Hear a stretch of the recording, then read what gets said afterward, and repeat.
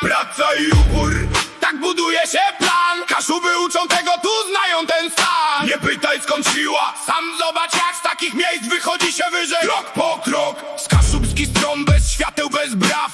Masz tylko siebie i ciężar jak bark. Nie z plakatów, z życia i walki. Tu się nie mówi, tu robi się wyniki. Tu cisza i robota, dzień za dniem. Nie dla widowni robisz to sam, żeby być lepszym. Brak skrótów, tu nie ma dróg. Albo robisz robotę, albo zostajesz w dół. Sikorzyno, punkt, nie widz. Tu się zaczyna droga, liczysz każdy rytm. Najpierw trening, potem ból. Tu się nie czeka, robisz ruch. Praca i upór, tak buduje się plan. Kaszuby uczą tego, tu znają ten stan. Nie pytaj skąd siła, sam zobacz jak z takich miejsc wychodzi się wyżej. Krok po krok, dzień po dniu, powtarzasz ten schemat. Nie ma gadania, tylko robisz temat. 45 sekund, cisza i szok. Jeden moment i jesteś poziom wyżej o krok. Z takich miejsc wychodzi Kacper Mejna. Najpierw trening i chłód, potem scena.